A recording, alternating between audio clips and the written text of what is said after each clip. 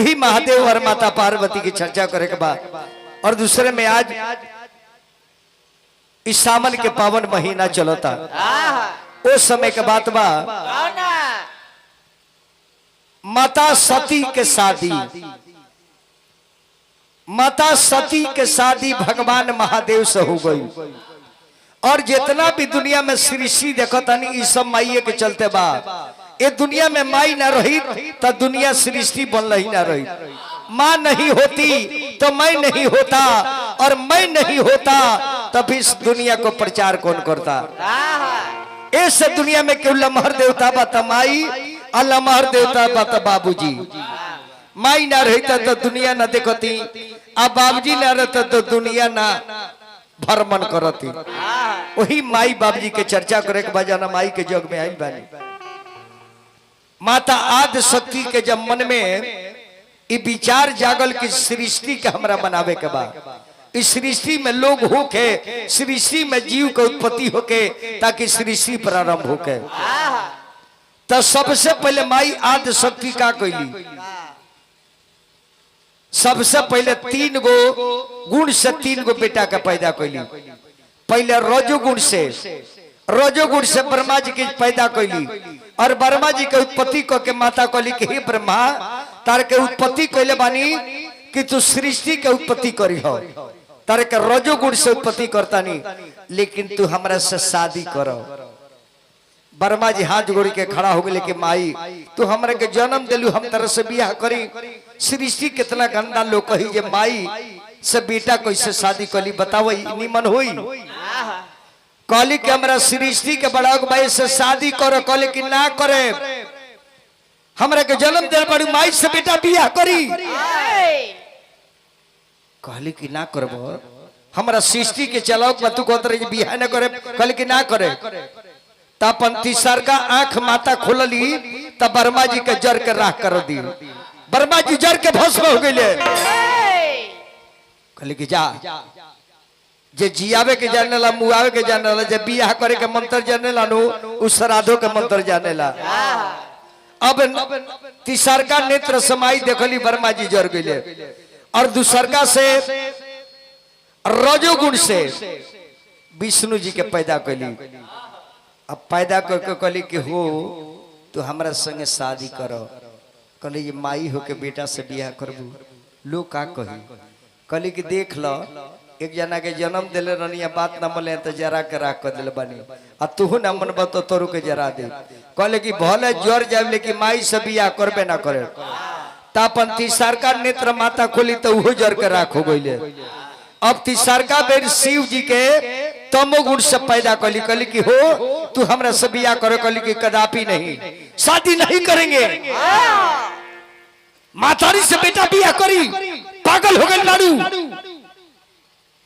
कली कि ना करबो हमरा सृष्टि करे के बाद तू कहतर के ना करबो दुगो बेटा बात मन मले जरा के राख को देनी आ तू कहतर के ना करे कली कि ना करे कहले तो देख ल तू जना के जरोले बानी तोहरो के जरा दे तो शिव जी बड़ी चालाकी को ले कली कि माई एगो काम करो ये लोग के तू ही जरोले बड़ू तो हमार भाई हलो आ कैसन माई बड़ू के हमरा भाई के जरा के राख कर दिली दुनिया कही जे माई बेटा के खा गई तो बताओ माई के लोग इज्जत करी पहले ये लोग के जिंदा करो लोग के जन्म दिले बड़ू तब माई आदि शक्ति दोनों जाने के जिंदा को देली तब महादेव कहले के काम करो ये लोग के जरौलू है किंगान कहले कि तीसर का आंख खोल के जरोले बानी तो तीसर का आँखी हमरा के देना दो तो बियाह करो तानी जब तीसर का आँखिया महादेव ले तो कहले जब जरैबू के हथियार तो ले बानी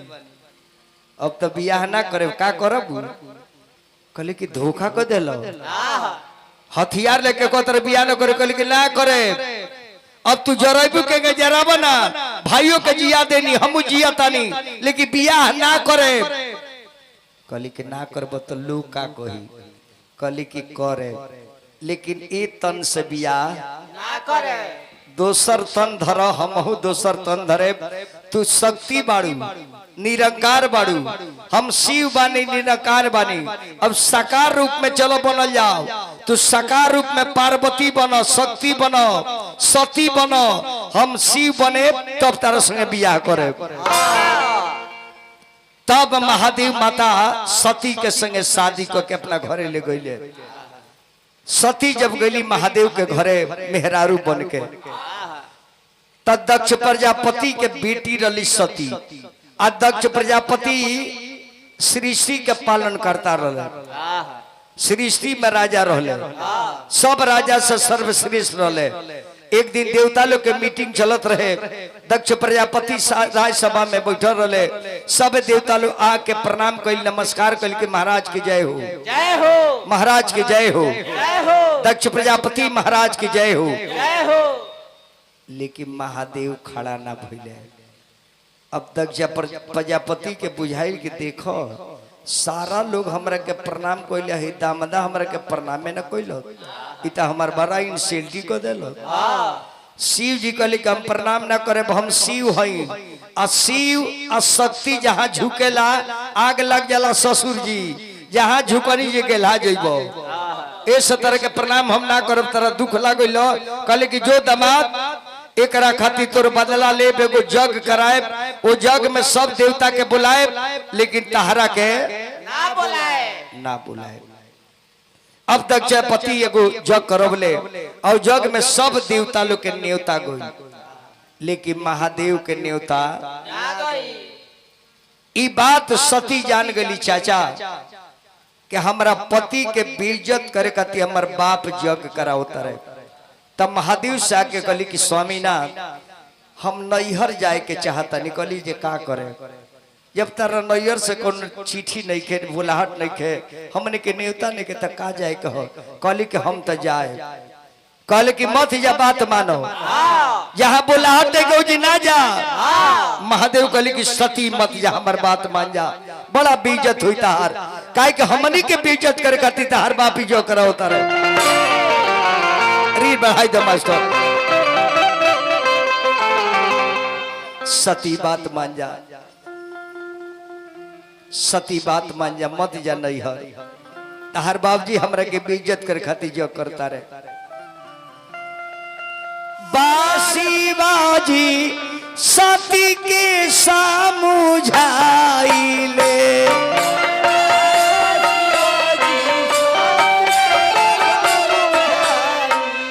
मान सती बतिया हमार है। सती बिना बोलावल जदी जईबुए धानिया,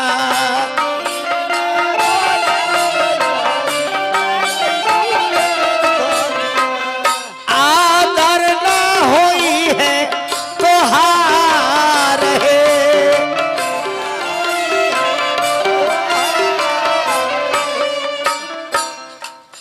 सती मत जा, हमार बात मान जा, मत जा। हम तारा बाबूजी के प्रणाम नहीं क्यों कले से जो कराओ तारे। अब तू जेबू तो तहार बेइज्जती होई। अब पति पत्नी के बेइज्जत हो जाए तो बताओ लोग का कही। हमार बात मान के मत जा। ना हम जाए। ओ विनाश काले विपरीत बुझी, बनली संहतिया, बनली विपतिया, संघतिया हो सती के।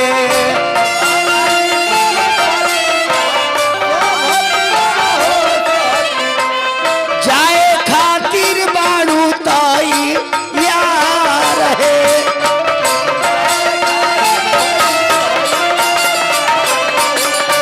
जाए खातिर बाड़ू ताई यार है।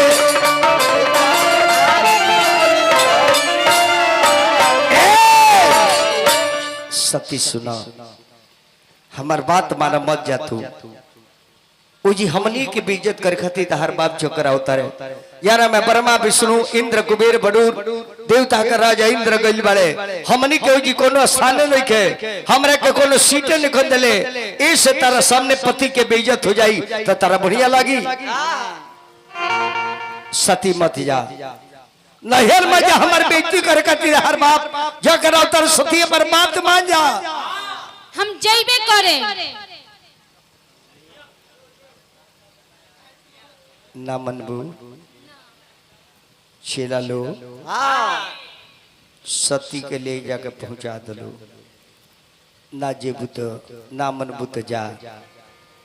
अब सती अपन मोटरी गिठरी लेके गईली कली की स्वामीनाथ जाना ससुराल में दामाद की इज्जत ना होके, जाना ये नैहर में बेटी के कदर ना होके, वो नैहर में आग लग जाओ।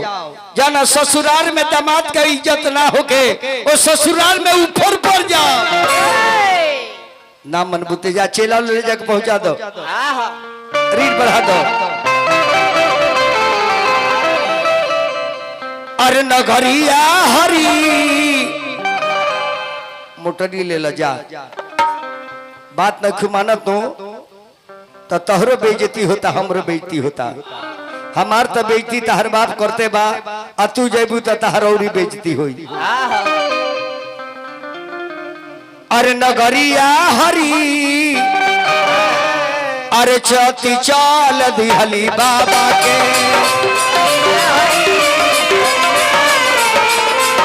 ए नगरिया हरी सती चाल दिहली बाबा के।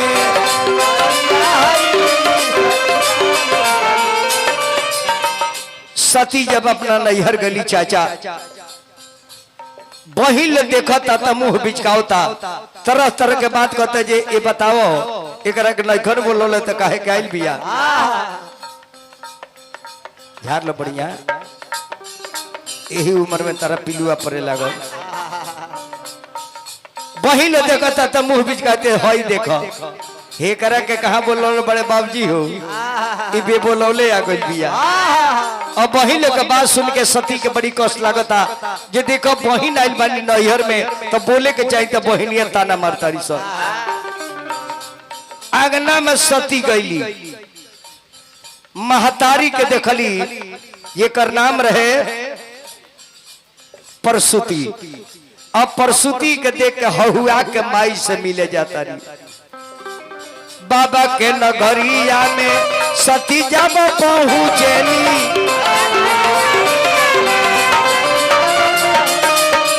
बाबा के नगरिया में सती जब पहुंचेली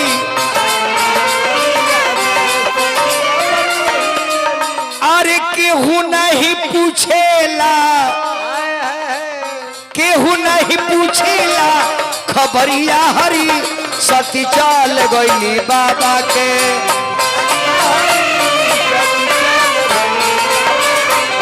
नगरिया हरी सती चाल गईली बाबा के।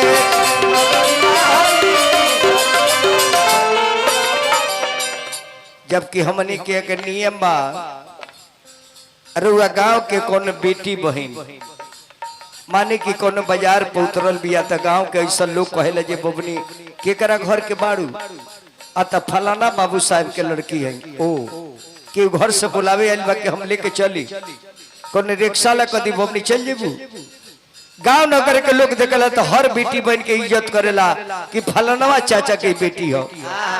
आ जब सती नैयर में गली तो गांव के लोग देखता तो मुंह घुमा लेता। अब बताई जब लड़की अपना मर्द के बात काट के नैहर में गई होके आ नैहर के लोग ओकरा से ना बोले तो लड़की के ऊपर का गुजरी इहे न सोची जे मर गई मन लेकिन नैहर आई ताई अपना बाबा के आंगना में जाता रही। बाबा के मोहल्लिया में सती जब पहुंचेली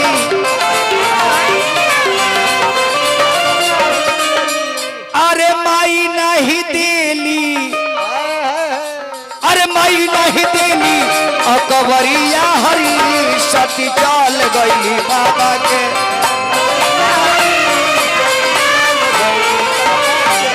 नगरिया हरी सती चाल गईली बाबा के। मातारी दकली की बेटी सती जन रास्ता से लौट के चल जो तोर पति हमारा पति के बेइज्जत के लिए सारा देवता लोग प्रणाम कर हमरा मर्द के आ तोर मर्द प्रणाम न कलक अतियाल बड़ी इज्जत खाती गली जेकर केने जगशाला बनल बा जगशाला के उड़ गली जाके जगशाला में घूमी फिर नीरा खेली जाके जगशाला में घूमी फिर नीरा खेली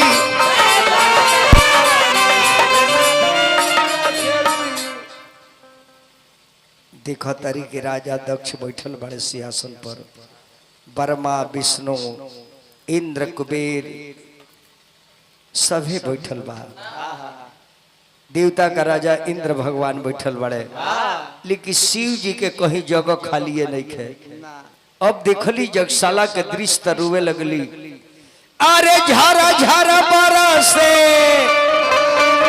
अरे नजरिया हरी सती चल गई बाबा के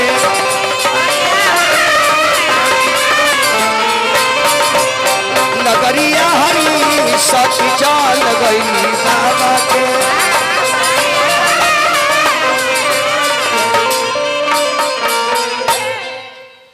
देवता लोग के देखत तारी सती ब्रह्मा हो भुला गइल हमनी तारा याद बतर के हम जन्म दिले बानी आ तू हमार निरादर करके हमरा पति के बेइज्जत करके तू पहले ही आ गइल बड़ो देवता का राजा इंद्र तू आ गइल बड़ो इंद्र कुबेर बड़ू सभे आ गइल बा जब हमार पति के बेइज्जत होता तही में तहरा लोग के निश्चित बा आइल तालो के जरूरी रहलो कहले तो हमरे के का करी राजा बोलोले बड़े आइल बानी दक्ष प्रजापति के देखली कहली कि बाप नहीं है तुम मूर्ख तुम्हारे जैसे बाप को बाप कहना पाप है तुम्हारे जैसे बेटी को बेटी कहना और तुम्हारे बाप के बाप कहना उचित नहीं है कहले जे कर के हटाओ लो जगशाला से पगलाइल बिया कहले कि हम पगलाइल बनी अग्निदेव प्रकट हो अग्निदेव प्रकट हो अग्निदेव प्रकट हो अग्निदेव प्रकट हो अग्निदेव प्रकट हो के कहले कि माँ आदेश का बा कहले कि यज्ञ करावता एकरा हमन में हमरा के जरावो हमरा के जरा के भस्म करावो हमरे करा हमन में आहुत को दो ताकि एकर जग भ्रष्ट हो जाओ अग्निदेव कहले कि हे माता अरुआ के जरावे के हमरा में शक्ति नहीं खे या ना कंपनी में आग बनेला वही कंपनी के रुआ बेटी है तो हम के जराए उतना हमरा में तापमान नहीं खे उतना शक्ति नहीं खे ताकि रुआ के जर के हमरा करी तब माई कहली कि अग्निदेव तू ना जरेबा तू ना जरेबा हमन में पलस्ती मार के बैठ गई आ सारा जीवन के सतीत्व दिखली नारी में उस शक्ति बा कि दुनिया के जरा के भस्म कर दी नारी ऐसा दुनिया में के को शक्ति नहीं खे नारी में उस शक्ति बा कि देह में आग लगा दी मर्द लो देह में आग ना लगाई लेकिन मेहरारू को लेके करीज बा कि अपना देह में आग लगा दी मर्द के तन मनी दागा दे हाय बाप रे बाप लेकिन मेहरारू के इतना नौकरा में उत्तेजना बा कि देह में आग लगाई तो बुझेबे ना करी नमो बोल दी भैया के तरफ से 100 रुपया पुरस्कार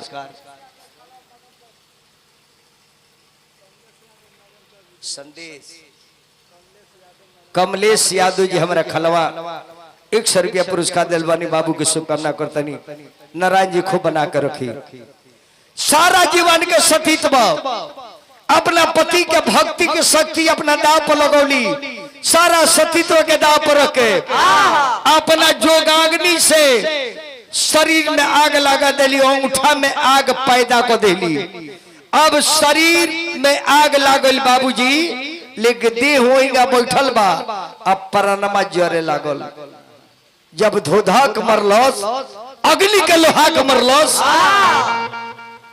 जब देखली कि अब मर जाए तब महादेव के ध्यान दिली कि हे स्वामीनाथ राउर काट बात काट के नैहर मैनी और हमार बाप बहुत बेइज्जत कैलस, अरुआ के बेइज्जत कैलस तो कैबे कैलस, हमरो के बेइज्जत कैलस, हमार माई हमार बहिन गांव नगर सबे हमरा के बहुत भला बुरा बोलले बा।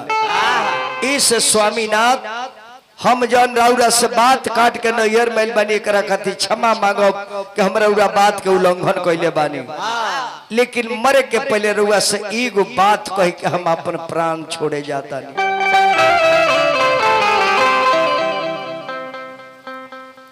प्राण छोड़े जाता नहीं।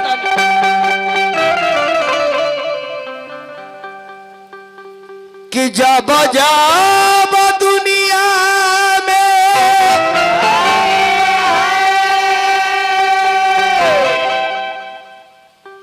अरे होई है जनाम हो,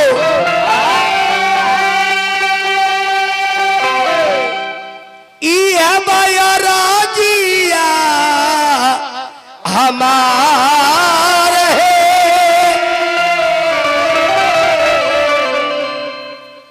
तब तब रौरी हमार अरे स्वामी बन जैती, हम बनती तिरिया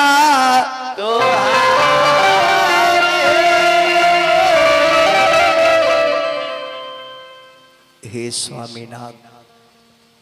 सती मरत हर्षन मरमागा, जन्म जन्म शिव पदनो।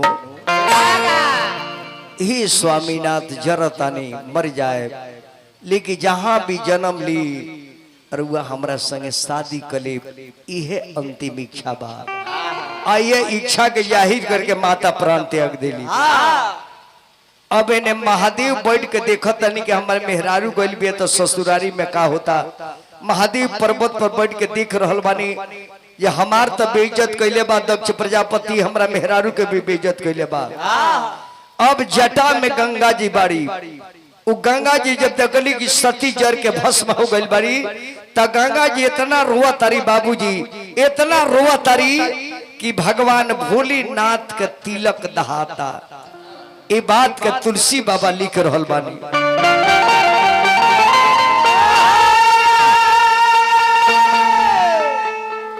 सती दहने सुनी अरे सती बिलखानी, असरवत न जल तिलक दहानी। महादेव के चंदन दह रहल बा। भोलेनाथ कहले कि गंगा तू काहे रोतारू, काहे रोतारू गंगा, कौन बात बका? कहली जे रुआ जियते बानी, रुआ जियते बानी महादेव।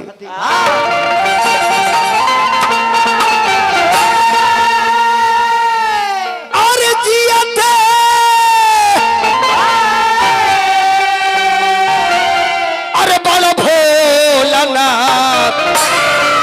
अरे नैहर में जली गई सती जी,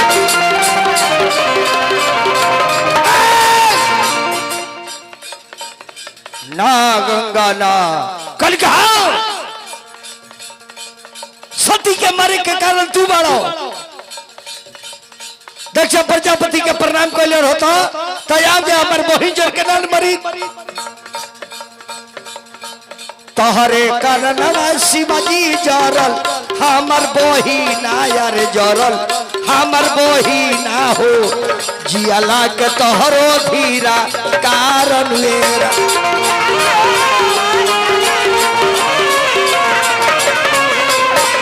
एरम हो जियाला के तोहरो धीरा कारण।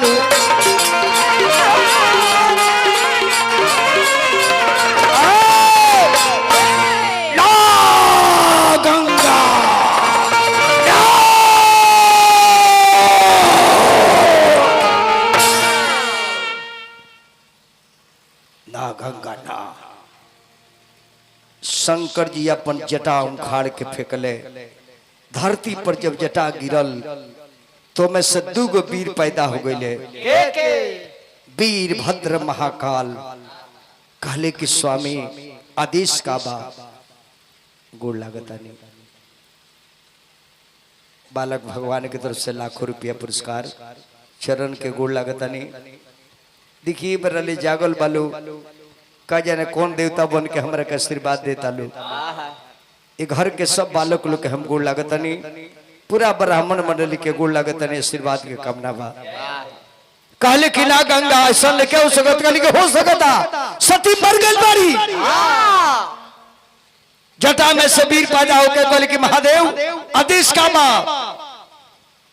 कहले कि आदेश ही है बा, जाके पता लगाओ लो कि सती काहे मर लिया, सती काहे मर लिया। अब तो भोलेनाथ सीबीआई के बहाल कर देले। अब सीबीआई जब ससुरारी पहुंचल तब वो जी सबकर हवा खराब